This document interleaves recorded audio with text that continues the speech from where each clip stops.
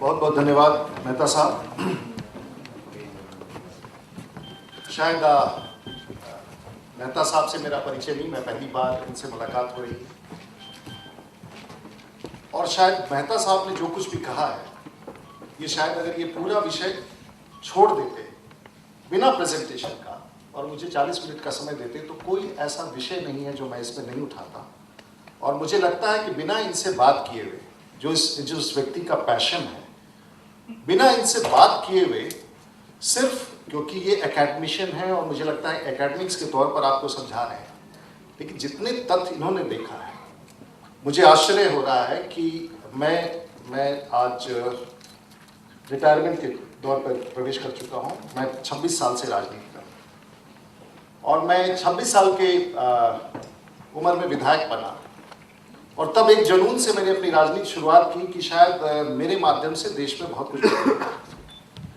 और आज 25 साल राजनीति करने के बाद मुझे लगता है कि मेरा पूरा 25 साल का जीवन व्यर्थ हो गया। शायद ये जो कुछ कह रहे होंगे बहुत सारे लोगों को बहुत विषयों पर उसका विश्लेषण करना कठिन हो रहा होगा, लेकिन इससे पहले मैं विषय पर आऊँ, मैं आभार व्यक्त करना चाहूँगा मंच पर कितकर साहब का, हमारे साथ उपस्थित कैप्टन सुंदरचंद ठाकुर जी का, चलिए हमारे व्यास जी, कुमार कितकर साहब मंच पर उपस्थित, हमारे क्षमा कीजिएगा मेरे पार्टी के बहुत वरिष्ठ लोग यहाँ उपस्थित हैं।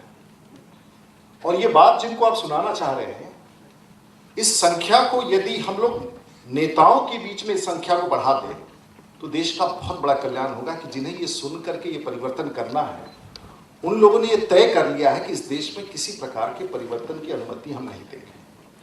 भारतीय जनता पार्टी इस विषय से बहुत करीब है, लेकिन इस विषय के पकड़ को पहुंचने में हमें वक्त लगेगा। आज मैं आभार व्यक्त करना चाहूँगा जयंती मेहता जी का, जो हमारे साथ कैबिनेट मिनिस्टर थी, आपकी सांसद दक्षिण मुंबई से सांसद, हमारे पूर्व अध्यक्ष राजपुरोहित जी का जो मुंबई के पूर्व अध्यक्ष हैं, हमारे मित्र और सहयोगी आशीष शेलार जो एमएलसी हैं और बहुत ही मजबूत और पहचाने हुए कार्यकर्ता हैं, हमारे मुंबई के अध्यक्ष अतुल भटकर जी,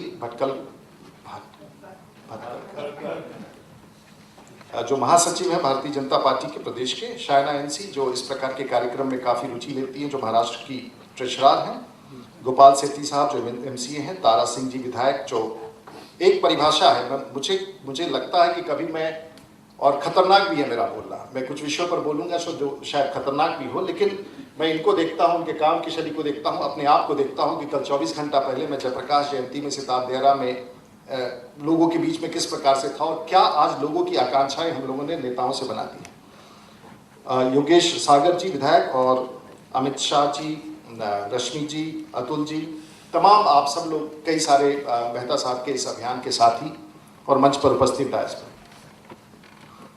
मैं अपने विषय को संक्षिप्त कर दूंगा क्योंकि मैं समझ सकता हूं कि आप लोग पिछले 2 घंटे से बैठे हैं और कठिन है इतने लंबे अवधि तक। और इस अभियान को लेकर के जो लोग चल रहे हैं उनको मैं आभार व्यक्त करना चाहूँगा। और मेरी मुलाकात इनसे नहीं है, मैं एक दिन पेडर रोड पर रास्ते में जा रहा था तो एक बड़ा सा बिलबोर्ड मुझे दिखाई दिया, आज से लगभग 4-5 महीने पहले। तो मैं यहाँ से चला गया और मैंने अपने एक मित्र को भेजा कि उस बिलबोर्ड पर देख के आओ, कोई प्रेसिडेंशियल फॉर्म ऑफ डेमोक्रेसी के बारे में किसी व्यक्ति ने अभियान चला रखा है। तो इनके वेबसाइट का नंबर लिया, इनका सब कुछ लेकर मैंने इनसे संपर्क किया। And I was very curious to know who is this man. And अभी मैं देख रहा हूँ, मेरी मुलाकात इनसे नहीं है, he is so passionate about it. जो 25 साल 30 साल के राजनीतिक जीवन में मैं समझाऊं, ये चुनाव नहीं लड़ चुके, मैं चुनाव लड़ चुका हूँ, और जिस प्रकार की ये बातें कर रहे हैं, सो पैशनेट। मैं समझ सकता हूँ कि पॉलिटिकल भाषा में किसी चीज़ को समझाने में कठिनाई हो रही है क्योंकि हम एकेडमिक से नेता थोड़ा बाहर ही रहते हैं, हम सीधे बात करते हैं, सीधे लोगों को समझाते हैं, अपना वोट लेते हैं, निकल जाते हैं, इतना लंबा तकरीर करने की गुंजाइश।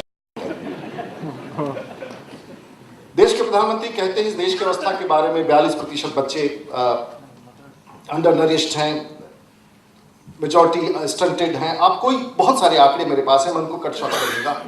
गरीबी के बारे में हम लोग चर्चा करते हैं इस देश में, पता नहीं लोग गरीबी का परिभाषा समझने में कितनी कठिनाई, लेकिन बड़े बड़े commission, Tendulkar committee, Arjun Singh planning commission, world bank, सब ने अपनी अपनी परिभाषा निकाली और कहा कि इस देश में सरकार कहती है कि 40 करोड़ लोग गरीबी रेखा के नीचे। आखिर ये गरीबी क्या है? मतलब हम समझ नहीं पाते गरीबी क्या है। उनकी परिभाषा अलग है, वो कहते हैं पहले पहले 15 रुपये और 17 रुपये था, तो सुप्रीम कोर्ट ने कहा कि क्या तमाशा है। तो जब सुप्रीम कोर्ट में दर्ज हुआ 27 रुपये और 31 रुपया, सुप्रीम कोर्ट ने कहा कि कौन व्यक्ति 27 रुपये में जिंदा रह सकता है। और हम लोगों ने मानक अपने अनुसार, वर्ल्ड बैंक कहता है $1.20, इसका मतलब है 100 रुपया। दरअसल इस देश में 80 करोड़ लोग हैं जिसकी आय 100 रुपया से कम है, और उसमें 25 करोड़ लोग ऐसे हैं जिनकी आमदनी प्रत्येक दिन 1 रुपया, 2 रुपया, 3 रुपया, कुछ पत्ते बेचकर, कुछ घास खा के। आज भी इस देश में 20 करोड़ लोग ऐसे हैं जो सचमुच 2 जून का भोजन नहीं पाते, और ये नजर से हमारे नहीं गुजरते क्योंकि हमारे पास वक्त नहीं। क्योंकि लोकतंत्र जो हमने बनाया है, जिसको बड़ा टॉम करके कहा कि भारी लोकतंत्र है, इसके बारे में चर्चा नहीं की जा सकती है। इस लोकतंत्र में ये लोक 10 करोड़ लोगों के लिए नहीं है। जो हम लोगों ने पूरा तैयार किया है ये 110 करोड़ लोगों के लिए नहीं है। ये लोकतंत्र मात्र 10 करोड़ लोगों के लिए है, 15-20 आप बहुत झगड़ लीजिएगा तो 25 करोड़ लोगों के लिए है। 100 करोड़ लोगों को इस लोकतंत्र से कुछ लेना देना नहीं है, और इसको मैं प्रमाणित कर दूंगा। मैं प्रमाणित कर दूंगा। साहब, इस देश में चुनाव होता है। इस बार के आशीष शेलार साहब यहां बैठे हैं। 80 करोड़ लोग इस बार मतदाता प्रकाशित हुए हैं। उनकी संख्या जो 2009 के चुनाव में जो देश में पॉलिटिकल पार्टी जिसने सरकार बनाया था, उस पॉलिटिकल पार्टी को आपको पता है कितना पूरा वोट मिला? 100 करोड़ में, 80 करोड़ में। अनुमान है आपको साहब? 16%। कितना हुआ ये? 10 करोड़ वोट आया था कांग्रेस पार्टी को, 8 करोड़ बीजेपी को, और बाकी 3, 4, 5 करोड़ सभी देश के पार्टी को। 80 करोड़ में मात्र 1/4 लोगों ने वोट दिया, और जिस पार्टी को 1/8वां हिस्सा वोट आया वो इस देश का सत्ता चलाता है। और इस देश में जिस पार्टियों को 2% वोट आता है, 1% वोट आता है, 3% वोट आता है, वो देश की सरकार की भविष्य तय करती है। कामयाब लोकतंत्र है। दुनिया में ऐसा कहा होगा कि दुनिया का सबसे बड़ा लोकतंत्र का विभाग होता है रेलवेज, और उसका कैबिनेट मिनिस्टर शाम को नियुक्त होता है, कैबिनेट बजट में पेश करता है, और 24 घंटे के भीतर बजट सेशन में उसे बर्खास्त कर दिया जाता है, और देश के प्रधानमंत्री कुछ नहीं कर सकते हैं। ये कौन सा लोकतंत्र है?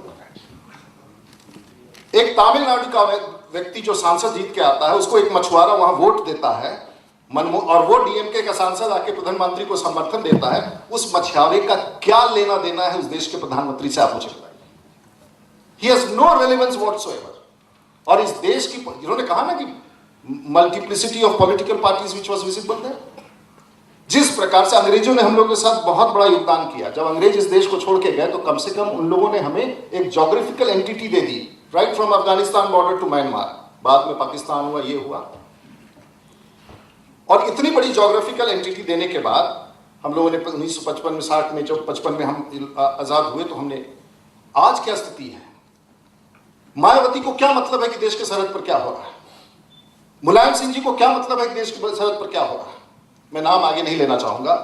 आज जिस तरह से क्षेत्रीय पार्टियां राष्ट्रीय एजेंडा तय कर रही हैं, इस हमारे जीवन काल में 25 से 30 साल के भीतर यह देश टूटता हुआ दिखेगा, और कोई इस देश को बचाने की स्थिति में नहीं रहेगा अगर हम नहीं चेते। आप देख लेंगे कि जो मेजॉरिटी की पार्टी है, प्रमोद महाजन जी कहा करते थे वो विपक्ष व्यक्ति है, जो माइनॉरिटी की पार्टी है, देश चला रही है, कब तक ये स्वीकार होगा? मेरे पास बहुत सारे थे, क्योंकि मुझे वक्त मिलता तो मैं आपको बहुत सारे और विषय बताता कि किस तरह से। जयंती जी, मैं त्रिपुरा में, आप साहब इस देश को थोड़ा नजर खोल के तो देखने के लिए तैयार हो, और आप लोगों को नहीं देखना है, ये हमारी नेताओं को देखना है। त्रिपुरा में स्वपन सरकार के नाम 16 साल की बेटी थी, उसको दोनों ने एक कपल को 2000 रुपए में बेच दिया। बंगाल 24 परगना में उसकी 3 बेटियां थी, एक की कीमत 185 रुपया, दूसरे का 60 रुपया, दूसरे का 30 रुपया, और ये सच्चाई है, प्रमाणित। मैं कोलार जहां सोने का खान है, वहां भी आज जो ह्यूमन फेसेस हैं, लोग सर पर उठा के फेंकते हैं जहां सोना निकाला जाता है, और उसके बच्चे शराब इसलिए पीते हैं कि उस गंध को ढोने के लिए उनको जीना होता है, और उसके लिए वो कोलार में, जो देश में जो साहस, मैं आपको उदाहरण देता हूँ। राजनांदगांव या कहीं भी किसी जगह आंख का ऑपरेशन होता है, 40 लोग का ऑपरेशन होता है, 15 लोग अंधे हो जाते हैं। इस देश पे रोज, कानपुर के एक मॉर्चुरी में कोई विदेश से आने वाला था, उसकी मां की मृत्यु हो गई थी, मॉर्चुरी में रखा गया, जो मॉर्चुरी से निकाल के दिया गया, नाक चूहे ने काट लिया, कान चूहे ने काट लिया, पैर चूहे ने काट लिया। मैं आपको हजारों ऐसे बता सकता हूं किस तरह से हम लोग देश चला रहे हैं। मित्रों, मैं जिस विषय पर पहुंचना चाह रहा हूं इसको, और भारत आजाद होने में आज भी हम लोगों ने सड़क कैसे नहीं बनाना है, बिजली कैसे पहुंचानी है, स्वच्छ जल कैसे पहुंचाना है, स्कूल कैसे बनाना है, बच्चों को क्या करना है, ये तो कहिए वाजपेयी जी के समय आकर के हम लोगों ने सड़क निर्माण का एक परिभाषा स्थापित कर दी। 60 साल हो गए हैं, अभी तक हम, यहां तक कि इस देश में आप सब लोग दिल्ली गए हैं, आप सब लोग दिल्ली में, आज तक हम लोगों ने आविष्कार को छोड़ दीजिए, किसी चीज को डुप्लीकेशन की भी कैपेसिटी हमारे पास नहीं है। आज तक हमने दिल्ली के ल्यूटेंस डेली को, जो अंग्रेजों ने 100 साल पहले बना दिया, और आपके बॉम्बे वीटी के भवन को, और ये इसको हम लोग डुप्लीकेट भी नहीं कर पाए। नए आविष्कार को छोड़ दीजिए, इस देश में हम लोगों ने क्या किया है। मैं बिट्स एंड पीसेस में अगर रायगढ़ नया शहर बना, चंडीगढ़ बना, मैं नहीं कर रहा हूं, बट 100 करोड़ का देश साहब, हम लोग, we are a country of ordinary and mediocre. What have we done and why it has happened like this? Is anyone ready to get up and say what we are doing actually? आज देश में 1200 million people में, there are 400 million people who do not have access to electricity. The largest number of people who die in road accidents is one person dies in a road accident in this country every minute. Sir, इसमें अगर आप बहुत सारे आप देखें कि आज भी आउट ऑफ 1200 million people, आप सब लोग सोचते भी नहीं होंगे, हाँ ठीक है, जो आप लोग अर्बन वो कौन सा रेल है आपके जो मेट्रो में चलते हैं, 650 million people in this country defecate in the open, and 1000 children die every year because of diarrhea, because they don't have that hygiene, because they believe it. आप किसी, इस देश में एक कारण जो यूएन ने पता लगाया है कि लड़कियां ड्रॉप आउट क्यों करती हैं, because there are 65% of the schools in this country do not have toilets for girls. There are 30% of the schools in this country we do not have toilets at all. I'm not talking about Mumbai, I'm not talking about Maharashtra. Please, Maharashtra is much better than many other states. But आज इस देश अकेला महाराष्ट्र नहीं है, अकेला गोवा नहीं है, बिहार है, मध्य प्रदेश, और that's our country which we talk proudly about. आज भी 5161 शहरों में से 4000 शहरों के पास सीवेज सिस्टम है ही नहीं। 60 साल हो गया, अभी हम इंतजार कर रहे हैं, बिजली नहीं, पानी नहीं, सड़क नहीं, दवा नहीं, व्यवस्था नहीं, लेकिन हम कह रहे हैं कि हमारा लोकतंत्र कामयाब है। लेकिन ये क्यों हुआ? जो हम लोगों ने आजादी के बाद अपनाया था कि Westminster parliamentary form of government, जिसमें जीता हुआ जनप्रतिनिधि हमारा देश चलाएगा, हम लोग ये था, सब लोगों ने उसे तय किया। हम लोगों ने अंग्रेजों का 1935 का जो चार्टर एक्ट था उसको अडॉप्ट कर लिया, बहस हुआ, संविधान का बड़ा लंबा चौड़ा बहस चला, लेकिन हम लोगों ने अंग्रेजों का वो व्यवस्था पूरी की तरह से उतार लिया। क्लेमेंट एटली ने उस समय भी कहा था ये व्यवस्था भारत के लिए ठीक नहीं रहेगा, आपको सोचना चाहिए। हम लोगों ने कहा कि अंग्रेज बता रहा है, अंग्रेज नहीं चाहता है, क्योंकि वो नहीं चाहता है हम उसके तरफ, हम लोगों ने उसे नकार दिया। लेकिन इस देश में आज नेताओं के प्रति, आशीष माफ कीजिएगा, श्री ठाकुर साहब, सब लोग, आज नेताओं के प्रति लोगों का नफरत है। वी पॉलिटिशियंस, मैं भी क्षमा कीजिए, जहाज से आने में विलंब हुआ, पूरे ईस्टर्न कोस्ट में बहुत बड़ा तूफान आया हुआ है, उसके कारण उस एरिया से जहाज निकलने वाले सभी विलंब थे। मैं आज सामान्य रूप से हवाई अड्डा पर या किसी प्राइवेट प्लेस में जाना पड़ता है, नहीं करता हूँ, एयरपोर्ट पर मैं बिल्कुल नहीं जाना चाहता। मुझे पता नहीं इसका कमेंट कहाँ क्या आएगा और क्या बोलेगा। मैं जहाज छूट जाता है, लेकिन मैं, अफसर हमारे सामने लाइन से आगे निकल जाएंगे, जज हमारे सामने बिजनेस क्लास के टिकट लेके सामान, लेकिन नेता अगर पजामा कुर्ता और दिख रहा हो कि नेता हो, लाइन तोड़े तो। बिहार में अगर आपको विधायक बनाना या आपको सांसद बनाना, तो सबसे पहले मैं ढूंढूंगा कि इसका जात क्या है, उसके बाद मैं ढूंढूंगा कि जात के बाद इसका क्लास क्या है। हम लोगों ने बहुत अच्छे तरह से नेताओं ने कि ये बैकवर्ड है, ये फॉरवर्ड है, ईबीसी है, ये ओबीसी है, उसमें फिट बैठा कि नहीं मेरे को। फिर उसके बाद हम लोग कहेंगे इसका धर्म क्या है, ये क्रिश्चियन है कि ये सिख है, ये मुस्लिम है, ईसाई। इसके बाद हम लोग तय करेंगे कि किस भौगोलिक क्षेत्र से आता है।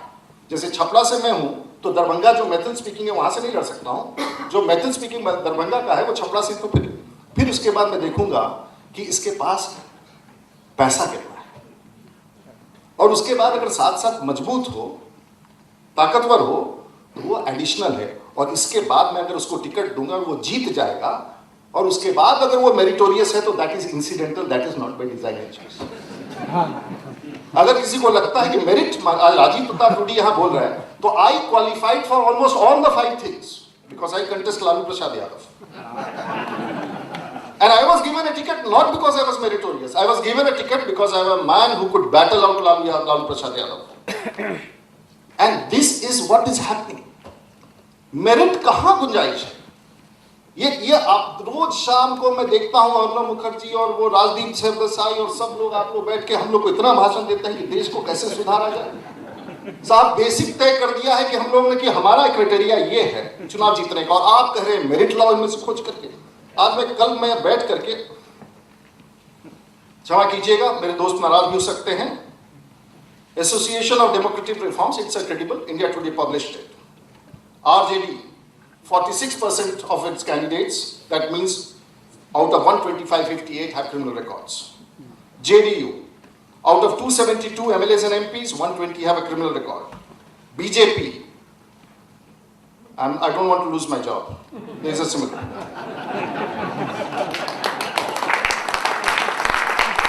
तो आपको क्या लगता है कि हमारे पार्टी में कोई जान के देना चाहता है इसको? हमारे लिए व्यवस्था की मजबूरी है कि हमें सरवाइव करना है. We have to carry that saffron flag on the roads. Where do we? अगर हम सिद्धांत पर ही चले आएंगे तो आपने व्यवस्था ही कायम सिद्धांत की नहीं की. आज क्यों देश में why do people have to be co-opted in politics? Because merit का अभाव है. देश चलाने में अच्छे लोगों की जरूरत है. और जिस दिन यह तय हो गया, क्योंकि हम लोग का संविधान है, we have decided judiciary, executive and legislature, all three have to come together. And with all this, there is a figure of the Congress also, BJP also. I will not speak because that's not fair. But आप देखें साहब, जिस प्रकार से tainted MLAs, क्या हो रहा है देश में? आम आदमी पार्टी, फलाना पार्टी, ढिमका पार्टी, अन्ना हजारे जी, सब महानुभाव हमारे देश में हैं. साहब, इस देश का लोकतंत्र है, कमाल है. एक राज्य है, 3 करोड़ आपके भी संबंधी वहां होंगे. उस राज्य में एक विधायक होता है, आशीष, वो उतना भाग्यशाली कोई नहीं हो सकता है. वो विधायक जीतता है निर्दलीय. He wins as an independent. कोई पार्टी नहीं है उसके पास, कोई एमएलए नहीं है उसके पास, कुछ नहीं है. जयंती बहन, वो अकेला है. कांग्रेस पार्टी, बाकी पार्टियां मिलकर उसको वहां का मुख्यमंत्री बना देती है. उसके पास कोई मैनिफेस्टो नहीं है, कोई लंबा चौड़ा किताब नहीं है, कोई आइडियोलॉजी नहीं हो, और उस राज्य का मुख्यमंत्री 2.25 साल तक रहता है. कामयाब लोकतंत्र है. उसके बाद वो जेल चला जाता है. तब तक ये कानून नहीं था. जेल से चुनाव लड़ता है. जेल से चुनाव लड़ने के बाद वो सांसद जी चुन जाता है, और सांसद चुनने के बाद मनमोहन सिंह की सरकार में अपने 1 वोट को लेकर समर्थन देता है. लेकिन कामयाब लोकतंत्र है और इसको हम लोग चला रहे हैं. एक राज्य है, क्षमा कीजिए, एक राज्य है जहां से मैं आता हूं, वो व्यक्ति 7 साल के बाद जेल चला जाता है. राज्य का मुख्यमंत्री है, और अपनी पत्नी को कुर्सी बैठा के चला जाता है,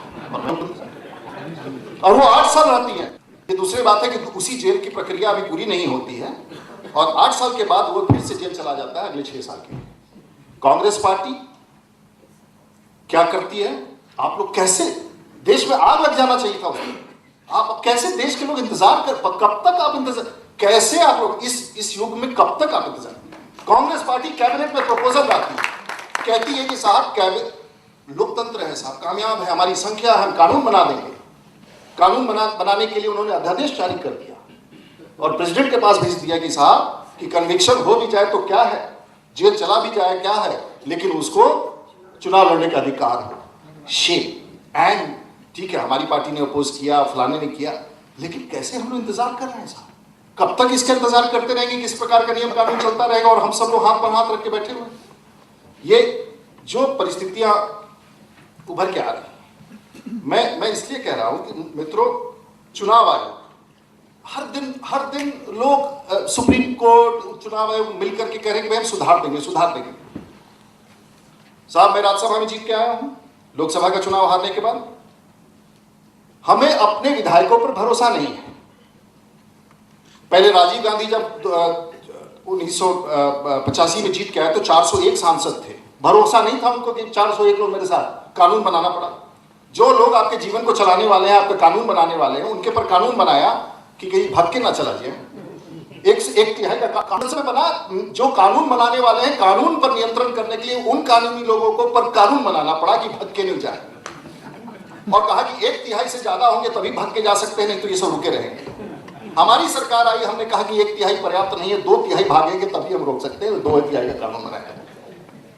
साहब, राज्यसभा में इतना खरीद फरोख्त हुआ कि कानून बन गया कि विधायक जो वोट देने जाएगा अपने विप को दिखा के जाएगा। जिन लोगों को लोकतंत्र जनाना है उस पर भरोसा नहीं है, उस पर भरोसा नहीं है, तो ये देश को आप कैसे चलाएंगे? इस कानून व्यवस्था कैसे आप कल्पना कर सकते हैं कि जो हमारे विधायकों से और सांसदों से उम्मीद की जा रही है, चुनाव आयोग एक से एक कानून बनाते चला जा रहा है।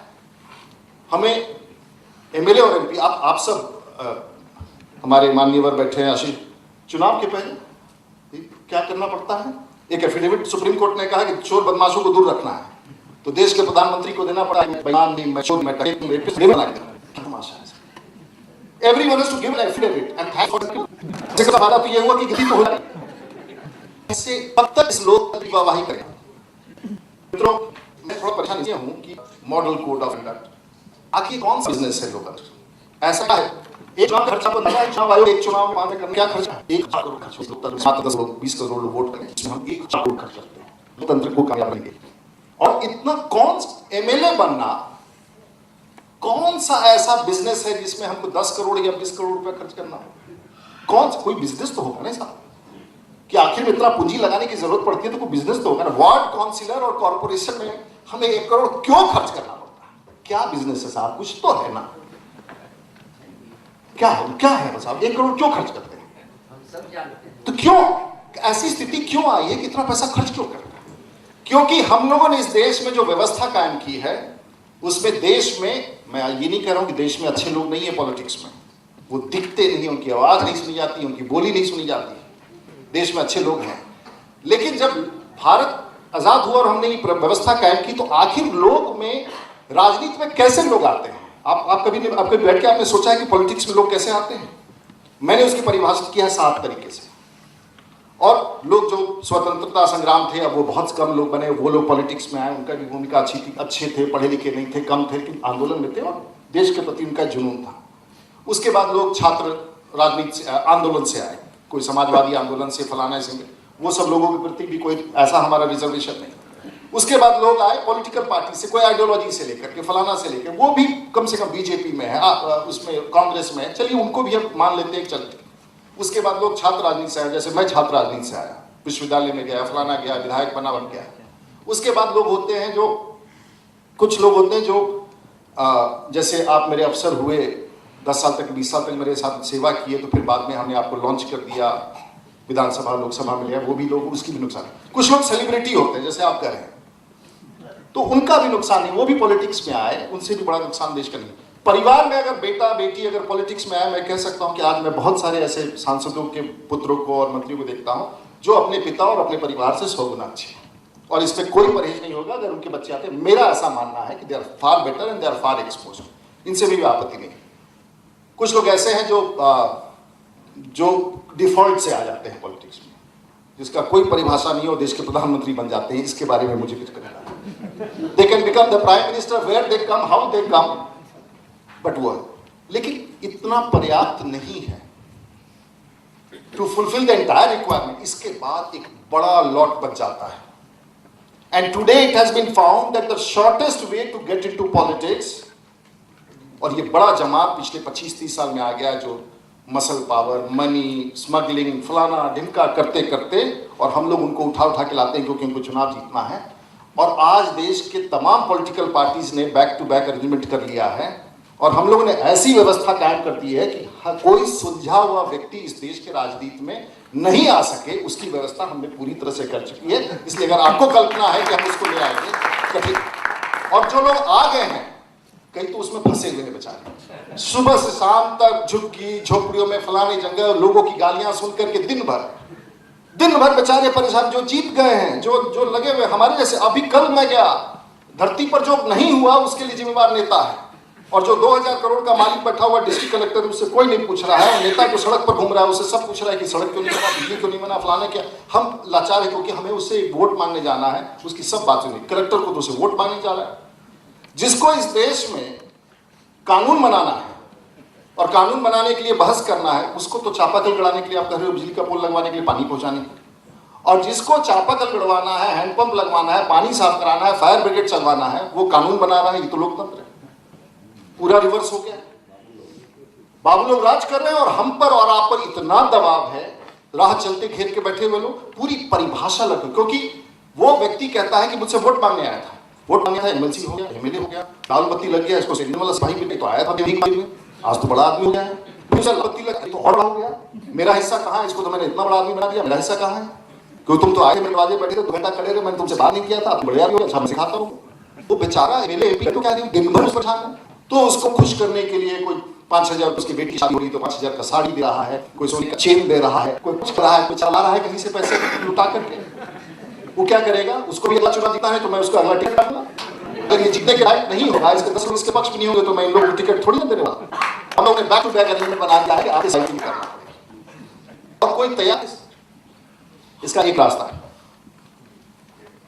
रास्ता ये है कि ये तय करना पड़ेगा कि चुने हुए जनप्रतिनिधियों को एग्जीक्यूटिव पोजीशन नहीं देगा। जिस दिन इस देश में तय हो जाए कि विधायक सांसद आप आशीष अच्छा बोलते हैं, हमारे सरदार साहब अच्छा बोलते हैं, जब ये संविधान सभा खड़ा हो तो लोग टीवी लाके देखिए कि जब बोल रहा है तो उसको सुनना चाहते हैं, लेकिन उसको मुफ्त तो क्या आला बनवाने से वो विधायक बनेगा। विधायक बनने के बाद अगर मुझे लगता है कि योग्य है और विधायक से ज्यादा, मैं उसको कहूंगा तुम इस्तीफा दो और मेरे कैबिनेट मंत्रिमंडल जिस दिन, और ये हो रहा है साहब, आप कह रहे नहीं हो रहा है, ये आंख के सामने है।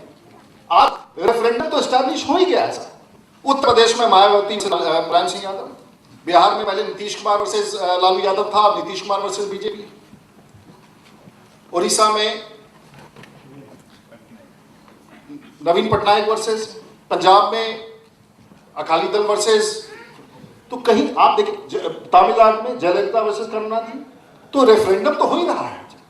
और आज देश में एक सबसे बड़ा रेफरेंडम हो रहा है जब नरेंद्र मोदी को प्रधानमंत्री का भारतीय जनता पार्टी ने प्रत्याशी, तो भारतीय जनता पार्टी ने जो किया, लेकिन कार्यकर्ताओं के रेफरेंडम से आज वो प्रेसिडेंशियल कैंडिडेट के रूप में प्राइम मिनिस्टर है।